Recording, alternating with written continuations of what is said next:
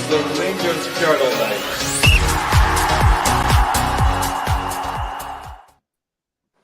Good evening and welcome to your Rangers Journal episode for Tuesday night. Tonight we're going to take a look at the transfer window so far, how it's kind of matched up to expectations, where we think that we need a little bit more and where we think that we're now quite well stocked for.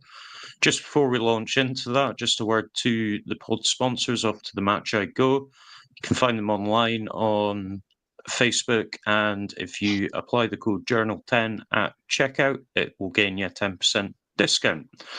With me tonight, I've got quite the podcast actually.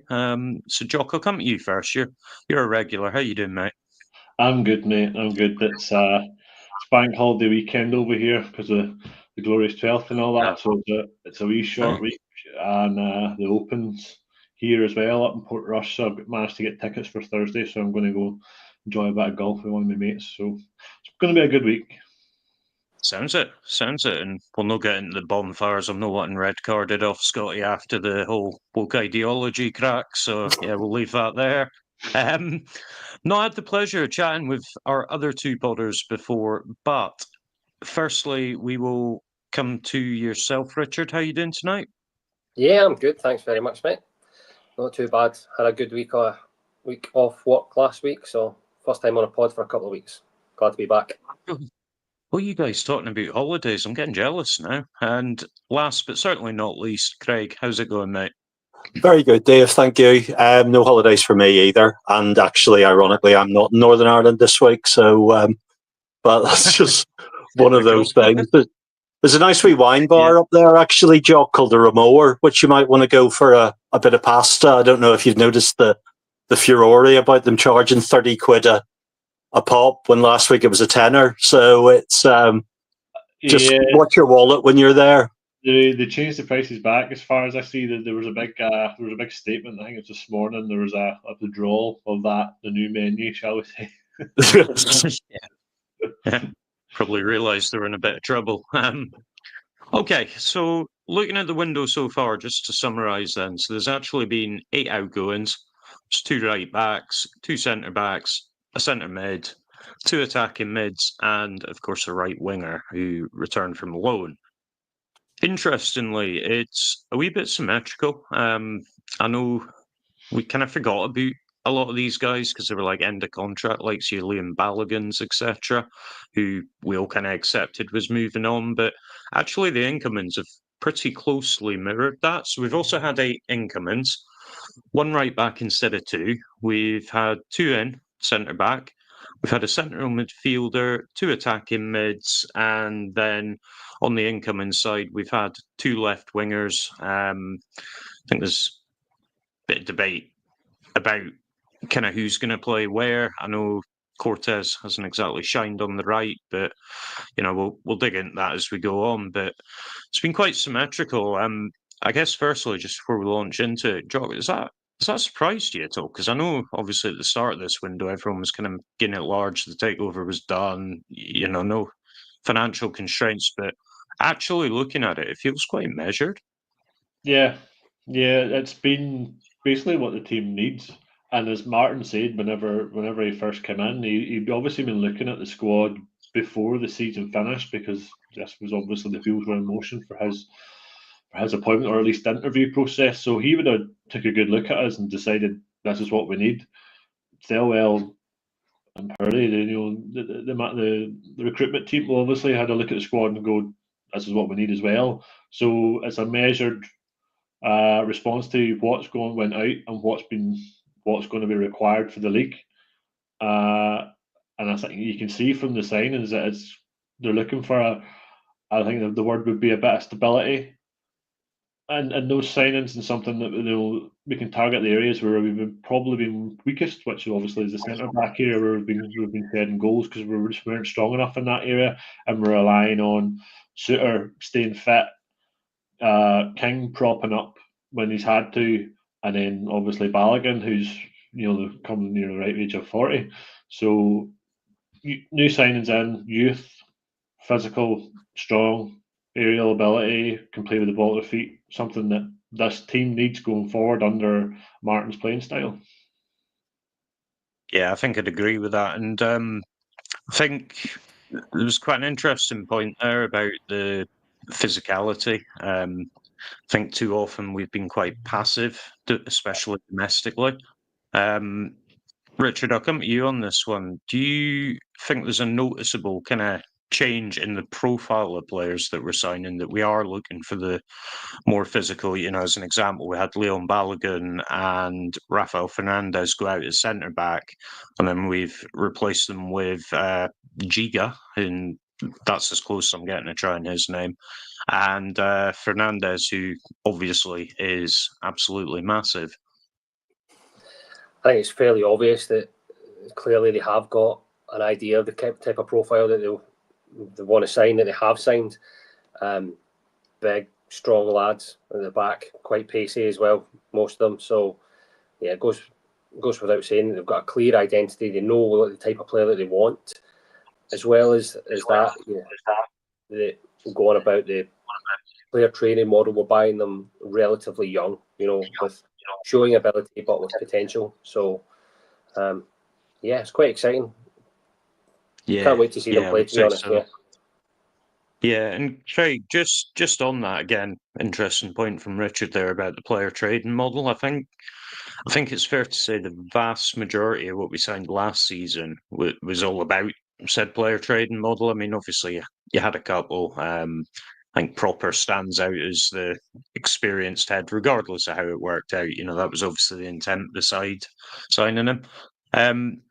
Do you think that there's a big difference in what we're doing? Because there's much more of a blend, I would say, of kind of the young and the old. Yeah, I think that's definitely the case. And, obviously I've got a bit of experience down this way with the 49ers and what they've done in the past. And they've made no secret of the fact they're signing big physical players at Leeds United to cope in the Premiership. So I do think there is a targeted view there. And I do think that you're talking about players who will have that sell-on value, because that is the model for pretty much every team outside the top, maybe 5 or 6 in England and big clubs around Europe. You buy players you've never heard of, turn them into players you have heard of, and then sell them to the other teams, and kind of seems to be the way it goes. Yeah, I think that's fair. So, just thinking back then, takeover just done, transfer window no open, still not got a manager. What were your expectations coming into this window, Jock? Because I think kind of every reasonable fan that I've spoken to acknowledged that this wasn't going to be a one window thing. I know there's some that think we should have the entire team signed by now, but I think most folk were a bit more measured. So what was your expectation coming into it? Can't believe you think there's reasonable Rangers fans out there. They're on this pod, mate. That's a small group then, it must be. I mean, everybody expectations was left, right and centre. You wanted the world, and you were expecting to be linked with 10, 15 million pound players, because these guys, when you put all their collective money together, they're worth billions. It doesn't work like that, and it can't work like that now, obviously, with the financial fair play as well. It's something that we're now going to have to sort of be wary of, because it's something we've never really looked at before. I don't think we've ever sort of fell foul of it. But if we start doing the player trading model where we're selling players for 15, 20 million, it's going to come into our sort of view quite quickly. But in terms of the expectations, I think we just want to see the transition from the deadwood that's been there for 2-3 seasons now, that are either been on loan, weren't going to renew the contract, or we're just sitting there taking money and just weren't delivering. And it's going to be it's always a slow process to get folk away that are on that good money, because there's no clubs is going to sort of, they come to Rangers, they're expecting a good contract. We're trying to push that out the door. So I think I'm going to hark back to it. We're going to try and target the areas we need looked at, which was centre back, and obviously we're going to replace Czerny, so right winger. So I think, for me personally, I thought the first sign would be replace Czerny and look at the centre backs. But then when Martin got announced, I was like, we might need a goalkeeper as well here, somebody who's going to play with the ball at the feet. So I think what I'm trying to say is there's probably a spine of a team, something where everybody can get behind straight from the start. This is our centre back pair, and this is going to be our back line. This is going to be our midfield, and then we can worry about up front because we've got the luxury of Dessers, who's going to get you 20, 30 goals a season. I know your face peeled when I said luxury. Didn't start me off, Jock. We have Igiman, who's our wonder kid, who will go for big money. Ideally, he stays another season, and we can try and see him peak again, because I think he's only going to get better in a system that suits him instead of being pulled from left to right. Granted, he can play across that front three. So yeah, I mean, expectations is probably the world. That's probably what we're all thinking. But I think we have to sort of pin it down to those centre back positions, because we're light there with a couple of people going out, and certainly wingers. Can I just add on to that, mate? I'm pretty much agreeing with you, but the fact that the club hasn't just gone out and signed a ready replacement for Czerny, you know, the real, well, there's plenty of problem areas in the squad, but the glaring one that we're going to be missing, you know, they've took a sensible approach. They've identified, you know, major problems specifically at the back. They've identified the profile of a player, and they're going and getting them, not just rushing in where, you know, the giant hole is on the right wing and left wing as well, to be fair. But that was the most obvious one with Czerny. They've not just panicked and go, right, we need that one immediately. They've took their time, they've identified the profile, right? They know what they're going for, and they're building rather than just panicking to fill the holes. And that's given me confidence, to be honest. Even though you never know what the players are going to be like. We've signed them. We don't really know what they're going to be like. Playing for Rangers is a different kettle of fish than it is from playing in England. But I do like the plan of, you know, buying primarily British, because they understand our game a lot more. So it gives me a lot of faith, to be honest. And I'm quietly, I'll say it right now, optimistic, shall we say, for the season. All right. Probably I'll get shot down next week in the Panathinaikos game, and this will get clipped and thrown in my face. But at the minute, I'm looking forward to it, and I'm optimistic. Yeah, I think I'm with you, actually. If I could just add to that. Yeah. Oh, sorry. Yep. So, as well. No, I was just going to say, I think I'm with Richard in that I think I'm fairly optimistic, but I'm going to stay quiet. In fact, I said it in the group chat about an hour ago. I'm going to stay quiet until, you know, we hit Christmas and the new year, and we actually see what's coming, because for far too long, you know, we see one good game and suddenly everyone's like, oh yeah, you know, this guy's the next Messi, or this guy's the next Pep, and yeah, we know what comes after. Craig, I did actually want to come to you anyway, mate, and I think you might get back to say what I was going to say. So Richard talked there about, you know, the club not rushing out, just filling that glaring hole. And I think one of the things that came from that pod that I seen you do with Scotty was they were talking about, like, basically they don't sign who you want to. That's not the 49ers way. They're actually in the background looking at the kind of metrics that suit the system they want to play, and signing what most folk would term as relatively unknowns. Is that fair to say? And do you want to add anything else? Definitely. And also what I would say is that there may be players at the minute as well who are on their way. And I suspect this is not talking about it from a position of how they do business, but how business works, in the sense that all these deals could have started on the same day, but it depends who you're dealing with, how these things move, how you can get them going. Sheffield Wednesday, for example, with Gassama, are in real financial trouble. And so that may have been a barrier to the deal rather than something that speeded it up. Even though you can say they needed the money, they could have been elsewhere with all sorts of other problems going on. He may have been the first guy we looked at, you know, but he's just come in through the door now. And I think there's that. There's also that feel that they definitely do have lists. They definitely do have people working in all sorts of parts of the business, and I will call it a business, actually, because I think that's the way they view it. And it's actually not such a bad thing, because it takes a lot of the emotion out of it.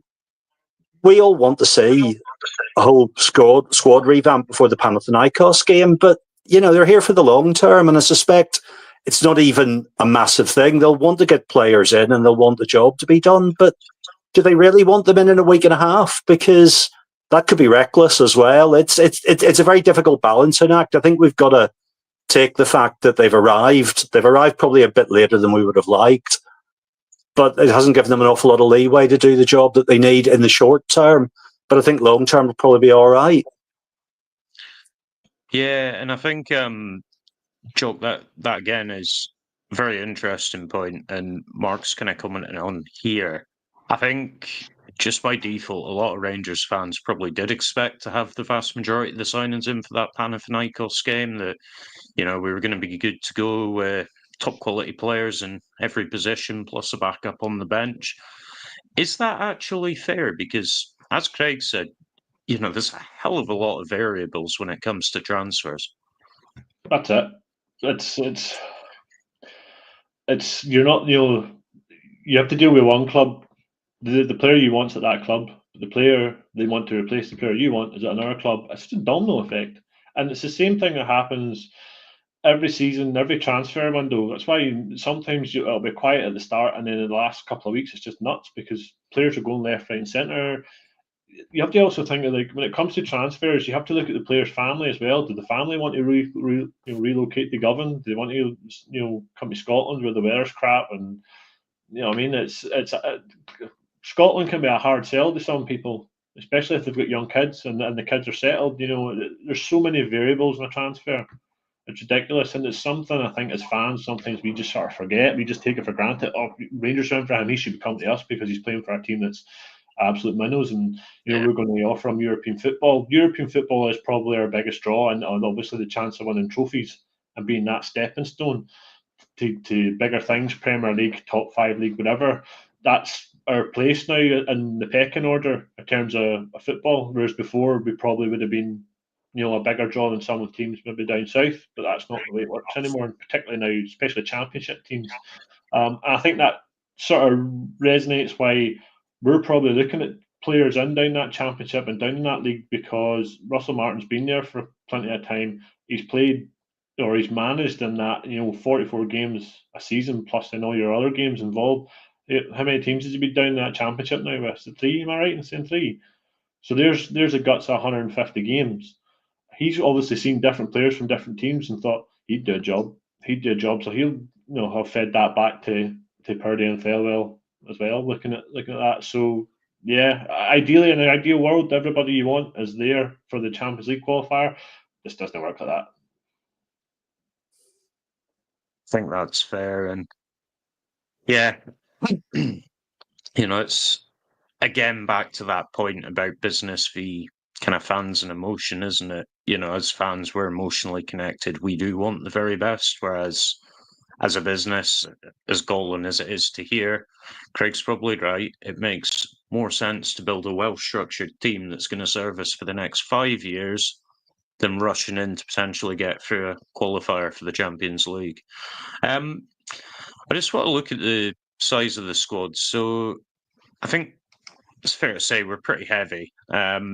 Richard, do you see that being a problem? Because obviously this season we haven't kind of moved anyone on, bar those that were out of contract. Last season we did, but it was an absolutely horrendous kind of fee that we got for all of them. I think it worked out sound off like 650, 700k according to the accounts. So are you kind of getting any concern at the size of the squad, or are you up for us being Chelsea of the North? At the minute, I can't say I'm concerned, really. I think there's, from what I've read today, certainly there's a number of players that have been told that, they should probably look for another club. I've heard a rumour, read something today that maybe Ross McCausland has maybe been put in that bracket as well, which can't say I'm too surprised about. They'll be training away from the main squad. I think the squad is still large. There's certainly players that what we think need to be moved on, but ultimately we don't know, who Martin's maybe looked at and thought actually he might do as a turn. In the comments, as you can see, one example is Dill, who's not exactly the fans' favourite, to be honest. But maybe Russell Martin's seen something, that he's going to play him in a different way, much as what he said with Raskin is going to play him differently. So what I would say is, to answer your question properly, that I'm not concerned at the minute with regards to the squad, because ultimately we've got people there. It's their jobs to get the players out the door that aren't required. There's no real financial implications to us with having too many bodies with regards to the squad, and it doesn't seem like we need to ship one out before we get one in. Maybe the high-end earner one, so perhaps that's maybe the problem with Cody, or if we were looking at someone of Vardy's profile, not saying him now, that maybe until Dessers or Eggman sold, that money might fund that. So I'm not concerned at the minute. So I think we're all right financially. I think we're all right as a squad. It is quite large, but it doesn't seem to be affecting us getting people in, which is basically more what we care about most. And that makes sense. And Craig, just on those incomings, they've obviously been very defensively focused. Do you, and I'm guessing your answer might well be yes, given your other connections, but do you think that's the right approach, or would you have been looking for an example to try and get some more wingers in, as an example? I think the big problem last year was defensively, wasn't it? You know, it wasn't that we didn't have loads of possession or loads of the ball or what have you, but teams up the other end seemed to need one chance to score.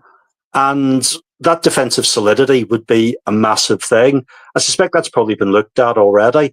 I think the signing of Rothwell is interesting because he loves to play against a low block and try to open teams up.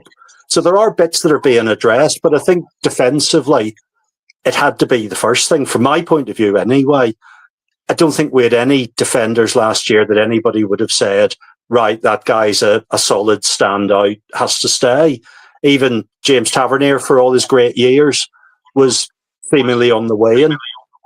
But the centre halves, apart from Balogun, who's getting on, and I think he goes with everyone's best wishes, John Suter, you know, I think most of the talk is that if the money's right, then he can probably go.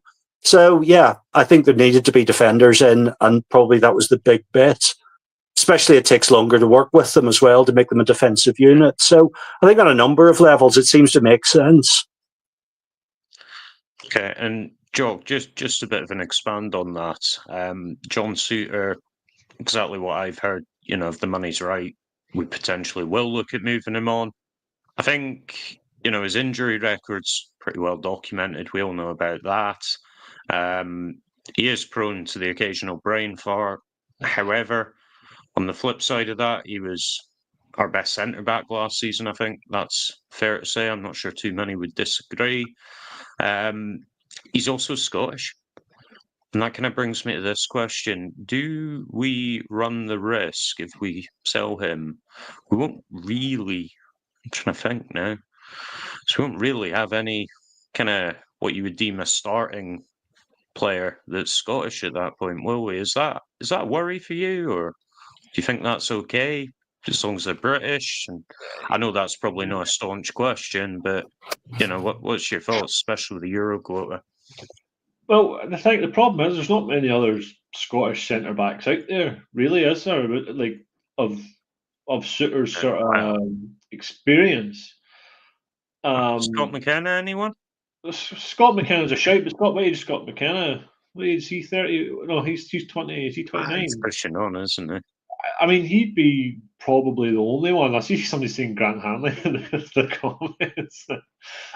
Suter's problem is he goes, he has a great run, and then he'll go and play for Scotland, and he'll play great for Scotland, but he'll come back injured, and that's something that's happened too far too often for us. See if he drops Scotland and stays fit, he's probably, like you say, on last year's form, he was our strongest centre back, and I think selling him now would be a mistake, because I think we'd rather have that experience, somebody in there who's got that experience in this league and this team and those fixtures, because who we brought in don't have that, and they need that link, that bridge between the two. And I think I know he's only got a year left in his contract, but if you give him another year and keep him for a year, then he can be that link and that bridge until the other 2 or 3 that come in get up to speed and then know the league. You know what I mean? Yeah, I think there's a rumour. I mean, we all know what social media is like for rumours at the minute, but I think there's a rumour that he's no signed an extension. Okay. Supposedly he was offered one, and he said no. Now, that could be the usual Twitter bollocks, or it could be factual. I've got no idea. I don't pretend to be in the know. But would that alter your thinking? So if he had refused, would you then be more inclined to cash in, or do you Me? think actually the benefit of keeping him could outweigh that? Me? Aye. If he doesn't sign a contract, you're going to have to sell him, because what's the point in keeping him and getting nothing for him? 100%, you cash in, and then you route that money elsewhere. I think from what I've seen online, the initial bid was rejected, or it was too low. If it's only a couple of $100K that's in it, hold out and get the money. If they really want him, they'll pay it. Simple as that. And yeah, if he's rejected the contract, then you cash in, and then you run with what you have, or you bring in somebody better. As comments are from Cody, still very much heavily linked. So that would be, I would swap the two 100%, because you're getting Premier League experience, title win, Leicester experience, 100% would have them in the door. Yeah, that makes sense. And Richard, another defender who's basically been told he's surplus to requirements and to move on was Nsiala. Now, we kind of touched on this when we did a tactics show when Martin first signed. We actually thought Nsiala, and maybe this is on us, but we thought Nsiala would kind of fit the Martin mould in that he's got really good passing range, he's quite athletic, obviously a lot of development points still, but we thought that was someone that Martin could work with. Instead, he's told him go and then shelled out 2.5 mil or thereabouts for this boy Fernandez from Peterborough. Was that a shock to you, or did you kind of expect that? Not really. I mean, clearly, obviously, Russell Martin watches the Rangers journal and thinks the boys talk a lot of mince. So I'm getting him off. But I think, we know that Russell Martin's been watching our games pretty much since, I think, January, to be honest, when he first heard that it might be a possibility from what his interviews this week. So, and I think Nsiala is not really, although he's shown glimpses what he's capable of, that he's, especially that game where he got subbed after about 20 minutes, Ferguson pulled him off. He's not really recovered from that. And he's at an age where I suspect that Martin's thinking we need someone better at that age. He's not quite at the level where someone of his age should be. If you look at the amount of games, first team games he's played in his career, it's not many. For a guy at his age, it's not a lot at all. So I'm not surprised by it whatsoever. And I think it's clear that, as we look at the type of profile of defenders that we're bringing in, I think it's clear that he probably doesn't suit that. As much as we possibly thought that he would, I don't think he does, unfortunately. So see what we can get from him, or if he's going to go out alone and perhaps maybe say, right, here's where we need you to develop. We think this club might do it, and we'll see where we are in a year's time. I very much doubt that. I think he'll probably go on a permanent, but you just don't know.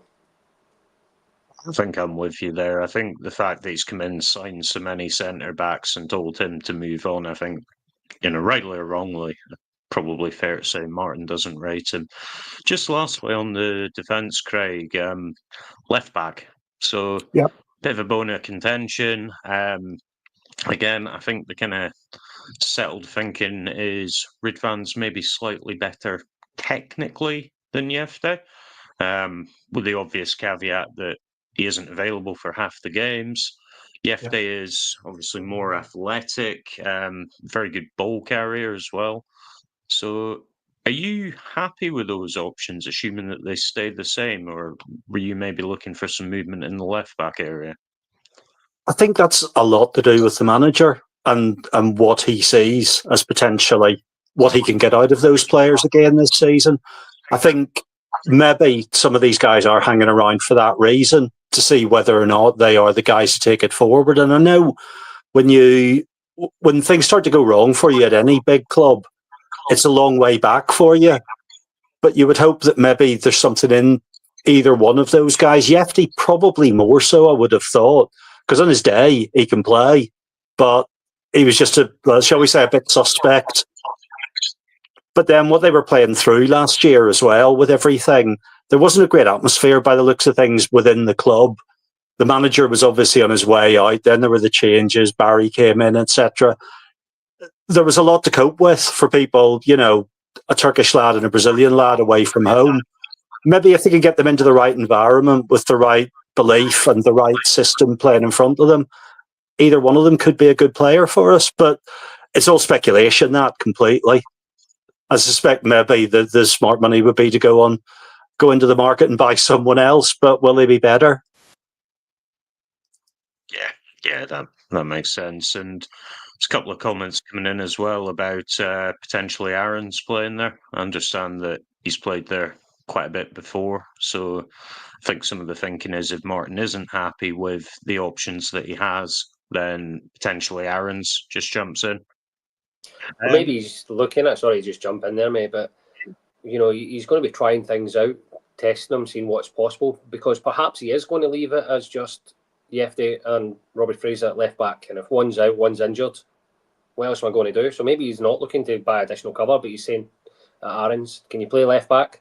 Let's have a look at you. Here's how I want to play. See how you do for the season going forward. We don't know.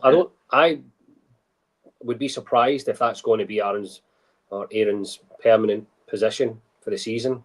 I think he's probably just testing out the squad to see what they're really capable of in all positions that they say that they can play in. I think that's probably what's more likely happening. But you never know. As I said. Exactly that. He'll probably play him striker or something just to keep us guessing. Right, Jock, on the midfield, mate. I guess the first question, was the number at Inkermans a shock to you? No, because I think personally, I was getting bored of the same people. I think we needed freshness in the midfield, because obviously Doyle had obviously just didn't cut the mustard, so he was loaned out, went down to Birmingham, played in the same sort of position really, and seemed to do all right down there. He was scoring goals. He was playing games, something that he didn't really seem to be able to do up here. Lawrence, again, always injured, so he came in, he maybe showed a glimpse of what he was able to do when he first started his Rangers career before he got the bad injury. It's not reliable enough, so we were always just using the same players, really, Dio and Raskin. A couple of one or two chops and changes here and there. Maybe Ferguson did sort of get the best out of Raskin and Dio, I think, as a partnership. We definitely seen that, particularly in Old Firm games. So, yeah, fresh faces is what we as fans have been crying out for probably the best part of 2 years now. And a system that hopefully we can get the best out of these new guys coming in and the best of what we've got at the moment, Richard, I'm going to give you the elephant in the room, I'm afraid. Kieran Dow. So I think most Rangers fans quite happily written him off. I think there was kind of hope that we'd get some sort of buy one, get one free deal with Birmingham, that they'd take Davies and Dow. Obviously, Martin's come in. He's spoken quite highly of certain players, said that they've surprised him. Just the other day, we named Dowell as one of the senior squad players. And as noted here, he's had a hell of a lot of minutes. All the signs are aligning to say that actually there's probably going to be a reasonably significant role for Dowell this season, I would suggest. Do you think that's the case, or is it still get him in the shop window stuff? What's your kind of thoughts? I'm not sure it's getting him in the shop windows kind of stuff. I think he's probably having a really good look at him. He did say when he came in that, he'd give everybody the opportunity. He's clearly done that. Some he's seen enough of and thought, you're not quite what we're after. Proper being the main example. Davies as well has been told to find another club. So he's gave Dowell a chance, and I guess the best thing to do is look at it positively, and maybe Dowell's actually, he's taking his chance. Perhaps he's been putting him in a different position, something that he wasn't doing beforehand. Perhaps the injuries didn't help, and the run that you had at Birmingham under less scrutiny and less pressure, getting the run of games where he can make mistakes, not worry about the niggles. So gives him that opportunity to get himself back up to speed, to get his confidence in his game back, to come back to us and perform to hopefully what he's capable of. And it might be that we've got a player on our hands that we just thought that we didn't have. Now, I'm not saying for a minute that's exactly what's happened, but you've got to be hopeful. If he's given him a good opportunity, and so far he's liked what he's seeing, I think there's a potential there. But whether or not he's going to quite make it for the entire season, I think jury's still out on that. So I think he's probably just at the minute having a real good look at him and giving it a few more weeks, a few more training sessions before we really know whether or not he's going to cut the mustard for the season. Yeah, that probably makes going to get a sense. lot of stick for that probably in the chat. Yeah, I think you are. Do you know what, Phil? I don't entirely disagree. Right. Let me just explain that. So, to set my stall out, I am no a Dow fan by any way, means, shape, or form. I think I described him towards the end of last season when we were talking about the squad as a whole. And I pretty much said, what's even the point of a Kieran Dowell? He just kind of minces about the pitch and doesn't really do an awful lot a lot of the time. So that's my personal view on Dowell, right? But ultimately, Russell Martin's our manager, right? He's going to live and die by the team he plays, the tactics he plays, and the players that sit within that system. So if he genuinely thinks that Kieran Dowell's the answer, then he should be free to play him. And we should give our backing to Dowell when he's on the pitch. By all means, think that he's wrong, think that it's a mistake, that he's going to be out by Christmas and all the other good stuff that you see on the socials. But actually, Martin's the one whose kind of job, in essence, rests on the performance of these players. So if he's happy with what he's seeing and willing to play him, as much as it might frustrate us as fans, and we've all probably made our minds up on Dowell a year, 2 years ago, right? Martin's the final answer on this. Martin's the one that's going to have to live with the consequence if it doesn't work. So I am very much in favour of, if Martin thinks that's right, play him by all means. But beware that, if that does go wrong, obviously the fans are going to have a view on that. So that's my kind of personal take. Just lastly on the midfield, Craig, I just want to talk very briefly about Rice. So obviously we've brought quite a few in. Rice is kind of the big hope, if you will. Yeah. Not quite full academy player, but still academy player. Came to us at 16, obviously. Been there ever since. Do you think the amount of incomings might stump things a bit for him? Or, I guess what I'm saying, do you think that actually his interest might be served better going out on loan? Or do you think that there's actually a place for him to stay and make a fight for it here? I suspect at the start, surely he has to stay here and fight for it. Now, it may be that in time, over the course of the season, somebody takes a different view. But the lad's obviously a talented player. And it would be lovely to see somebody come through the academy and actually someone we can get excited about in that respect. Because it has been a while, really. There's been, Ross McCausland burned brightly at the start. But I think we'd all agree isn't the guy that's going to make that breakthrough. And there have been others as well, Divine, various other players who have come in, had a go, tried, and it hasn't worked. Bailey Rice seems to be one of the players that people are excited about, that see him all the time, because I don't think we really do. And hopefully he can translate that into it. I think with the right players round him, then maybe he's got a chance. But if he comes into a team that's settled, that's got an atmosphere and a good atmosphere around it and is winning, and the crowd are behind that, he's got a hell of a better chance than he might have had, say, this time last year if he'd walked in with Ibrox closed, all of the other stuff going on around it. Yeah. No, that's fair. Right, on the attack. God, here we go. Right. So I guess firstly, John, we'll stick with something a bit less controversial. So are you surprised by the lack of true kind of frontline players? I know obviously we've just signed Gassama today. Yeah. We did have Asgard come in. I think there's a bit of debate whether he's a winger and attacking mid. Cortez doesn't really feel like a new signing. I know he is technically, but he doesn't necessarily feel like it. Yep. And that's really it. You can see the breakdown here, actually, that Doug kind of kindly did up for us. So we've got Gassama in. Cortez was already here. A couple of attacking mids, but most of it's been very focused on the defence. Does that surprise you? Because despite the defensive problems, I'd say there were attacking problems last season as well.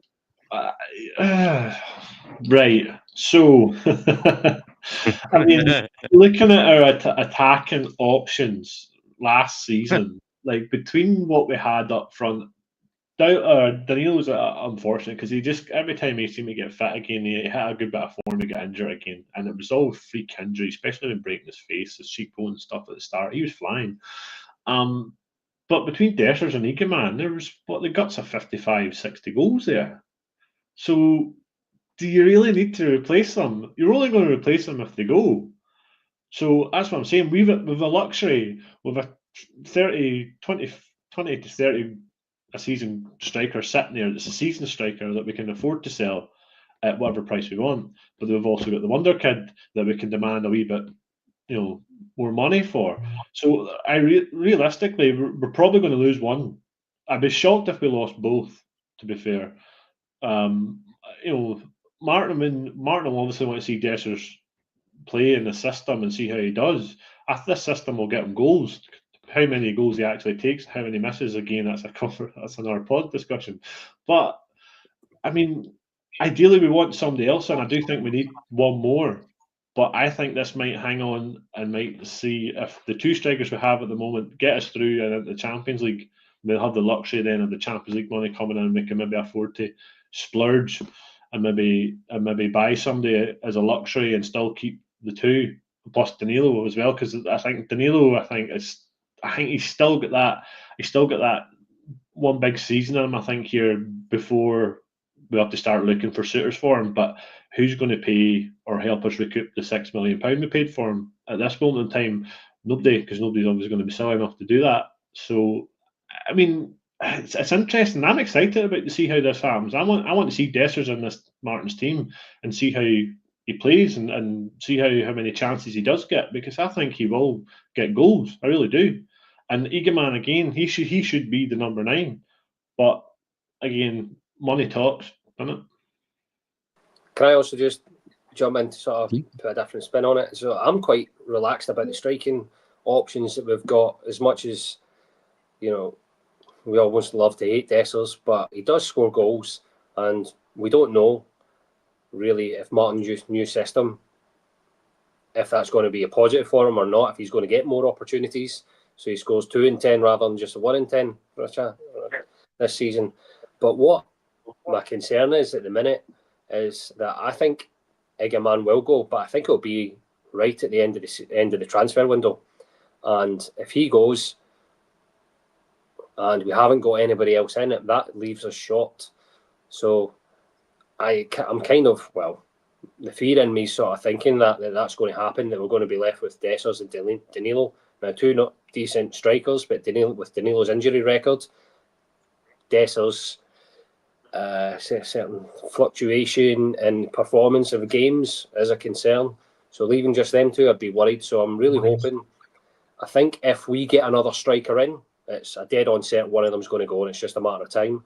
But if nobody's coming in towards the end of the transfer window, it'll be a squeaky bum time, I think, because I'm going to expect, if Egeman's still at the club, I'm expecting something last minute to come in for him, and he'll probably go. Yeah, unfortunately, because I don't want him to go. No, I'm kind of torn. I think, as Jock said, this is potentially the big season that takes him from a 15 million player to a 25 million player.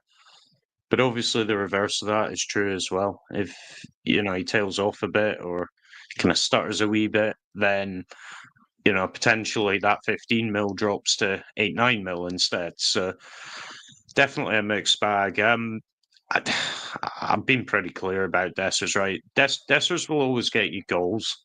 Can you rely on him at crunch time is my concern. But I think outside of that, the other thing that gets me is I'm not too sure that Dessers fits a Martin system. I think the striker has to be able to link play up an awful lot in that kind of system so that you can bring in the deeper runners from midfield. And I'm not sure that's Dessers' game. I think that's probably why. I mean, I know there was the injury and stuff, but I think, even then, Danilo probably seems a more natural fit than Dessers for this system for me. Craig, are you kind of content with the striker situation? The other guys have had a say. Are you happy with it, or do you think we do need someone in that's maybe a better fit for a Russell Martin system?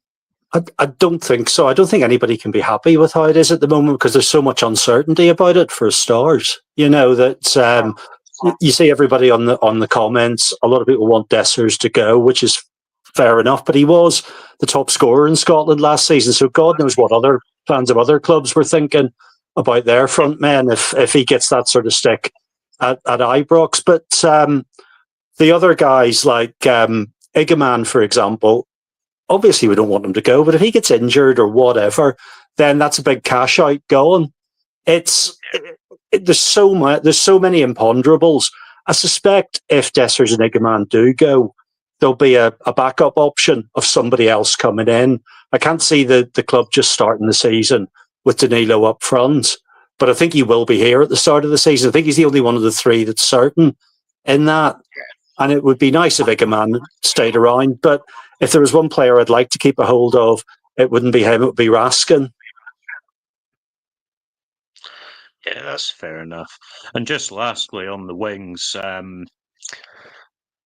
guess, Joe, I'll come to you first. What's your kind of thoughts on the situation? Because actually, you look at this graphic, we've bought in a left winger, we've bought in a right winger, we've still got McCausland here. You've obviously got Curtis, that's now kind of a permanent fixture in the first team.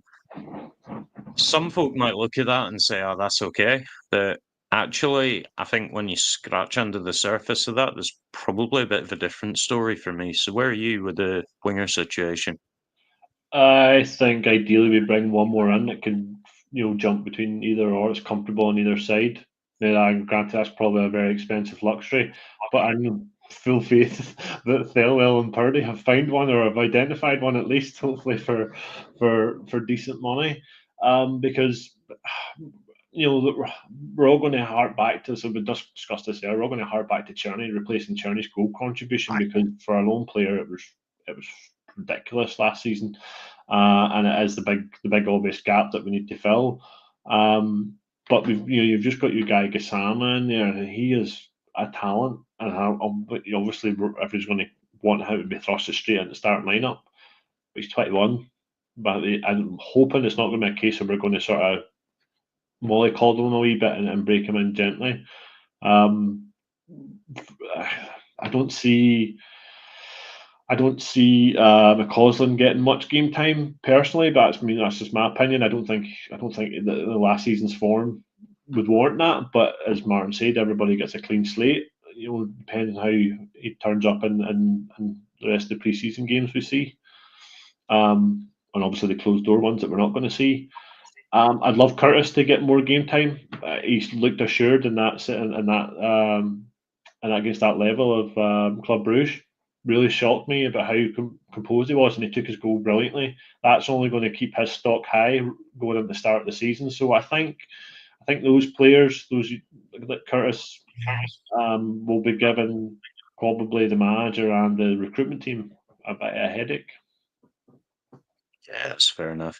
And Richard, same question to yourself. I know you mentioned before, obviously, McCausland was apparently one of the players that's been told to find a new club. How many kind of wingers do you think we need to be ready for the season? I think we certainly need at least one, if not two more. But again, that depends on where Martin sees some of the players that we've got in, where their positions are going to be. So it's difficult question to answer. Thanks for that. But my personal opinion is we probably do need one or two more at least. But other than that, I think pretty much, I believe that's probably enough. I think that's probably enough. But overall, with the squad, I'm quite quietly relaxed about it. Oh, well, obviously we haven't touched on. There's been a lot of comments during the pod about the goalkeeping situation. I'm also pretty confident about that as well. I know they've said a lot about Jack playing with the ball at his feet and stuff like that, but I think they're going to give him a chance, give him the opportunity, and work with him. Let's say this is the first time. He's not a manager. He's a head coach. So somebody of Jack Butland's ability, played for England. If Martin can't, he's certainly somebody that can be coached. Not saying he's going to be able to do it perfectly, but he's got time. So let's say overall, I think we need a couple more wingers in, but I'm quietly content with the squad as it is at the minute. I think for me, I get the feeling that we probably are looking, but it's not a top priority. I think if the right keeper comes available, then we'll potentially move. But it doesn't seem like it's we have to replace Jack Butland at all costs kind of approach either. I'm not so sure that it's if something else comes up, to be honest, because if something else does come up and we do sign another goalie, I think we're going to have to get rid of Butland. For the money that he's on, we can't have a player like that on the bench. You know, unless there's a lot more being invested by the 49ers and what they've said, and they're prepared to allow 40 odd grand a week sit on the bench. In fact, that I can't see that happening. It doesn't make financial sense, and these guys are not stupid with their money. So they will want competition for places. They probably will try and upgrade Liam Kelly, and we'll get another goalkeeper in to challenge Butland more seriously, but not at the same price tag, to be honest. And if we do get somebody in, there's going to be another permanent number one. Butland will have to go. One, he'll want to, because he still wants to play at the top level. He probably still hopes that there's a glimmer of hope to get in an England squad and showcase his abilities to get back down to England. So he'll want to go, and we can't afford to have that on the bench. So I think that's very valid. As you say, it's great having a bit of money, having rich owners, but it doesn't mean that we're suddenly going to be pissing away hundreds of thousands on wages sat on the bench. Craig, I'll come to you with the same question up front again then. So wingers, how many do you think we need just to be ready to compete for the season? Well, what I wouldn't rule out is punching a little bit above our weight in the loan market when it comes nearer the time of the transfer deadline. Somebody mentioned earlier on that clubs may be keener to offload players coming to the end of that. And obviously the last couple of seasons, we've had Seymour, we've had Cherney, who were players we probably couldn't afford to buy, but actually came for a season and were good. Leeds United did it with Solomon last year as well, the same thing. And that's a possibility. I do agree that we need at least one more winger, possibly two. And I think that at the minute, there isn't that absolute quality yet. I mean, Gassama looks like he could be a very, very good player, but he's untested, isn't he? And he hasn't played in Scotland yet. So I think there's more to come, and there should be. Yeah, I think for me, I'd probably say two wingers, and the reason for that is it's just such an unknown at the minute. I think McCausland, there's the rumour that he's been asked to go, but even if he hasn't, I think Will kind of saw last season that he struggled to dislodge a decent player. No harm to him, Cherney was on top of his game for a lot of last season, but that's the kind of level we need. So if he can't even get close to that, potentially it is time for him to move on.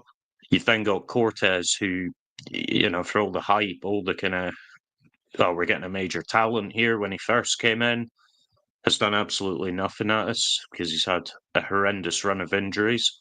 And truth be told, we don't even know if he's the same player anymore after those injuries. So I think for me, I'd be looking for at least two. You've got Gassama, obviously very highly rated. A lot of talk about whether we'd have got him for that price if it was any other club. But again, untested. I think for me, you potentially want one permanent and then one, as you say, kind of like real quality loan player that can come in. Yeah, you're only going to have him for a season. Yeah, our hearts are going to break at the end when he goes, but you get that season from him, and it's a kind of tried, tested talent that you know is going to do the job. So that's it for tonight. If you have liked what you've heard, folks, please do like and subscribe to the pod. If you turn your notifications on, you will be alerted before we go live. Just before we go then, Jock, any closing words from you, mate? Just just have to sort of wait and see. You know, we're all itching for more players in, but there'll be plenty of movement yet, and the Champions League game might dictate what sort of ballpark as Craig says there, with maybe a luxury loan signing. I never actually thought that until he said it. It's a good point. It's something that we've utilised this last 2 years, and it wouldn't surprise me if we've done it again. But it's going to be an interesting couple of weeks right up until the window closes, that's for sure. And I think sometimes folk forget there is still a fair bit of the window left to go. It's no closing tomorrow night or even for the Panathinaikos game. Richard, anything you want to add, mate? No, mate, just been good chat, lads. I've enjoyed it. Just get the point about a last-minute loan in for someone, especially out on the wings. Think's probably a good idea. We might also be waiting to see if we get past Panathinaikos, get that a few more bob in the bank, see who we go for. But the big point that really matters is that no matter who we get in on that right wing, they better be as handy with a water bottle as Cherney was. That's what I'm looking forward to. Right. Absolutely. Hate crime in some parts of Glasgow, that, by the way. Craig, thank you very much for coming on, and with your Leeds connection, I'm hoping you can inspire us as we finish this pod. Any last words, mate? The only thing I would say is about and it'll be massively disappointing for us if the Panathinaikos game doesn't go right as fans. But it's on them in terms of their plan, and they'll have to make that good, because, it's success on the pitch that will get the profits that this organisation need to make the money that makes this a worthwhile venture. And so consequently, I think that would be a blip. It'd be an awful blip, and we want to get through, that bit. But I don't think we're in a situation now where that's it, because we've got plenty of money behind us.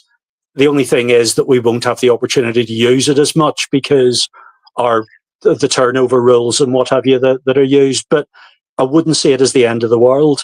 The other person I was going to mention, and we didn't speak about him once tonight, and it may set the chat going mad, is Badrami, who, of course, could actually be the answer in that wide position. But let me just see if I just can throw that bomb in there. Right?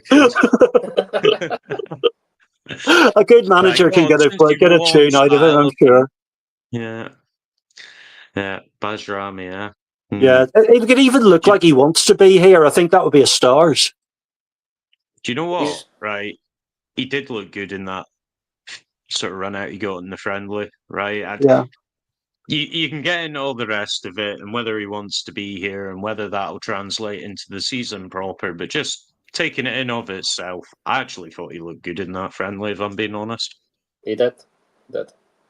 And from He's apparently a very gifted footballer, but he just was disengaged completely last year, wasn't he?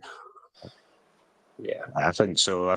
And I'm not going to say you can't blame him because, ultimately as a professional, you expect them to carry it on. But I suppose you can almost understand how he might have got to that kind of place. It was a hell of a situation last season. And then, Ferguson just clearly didn't rate him. Whether that's right or wrong, again, it's probably a pod's worth in its own. But it clearly didn't rate him, gave him next to no time. So, when he did get time, looks disinterested. I can kind of get it, I suppose.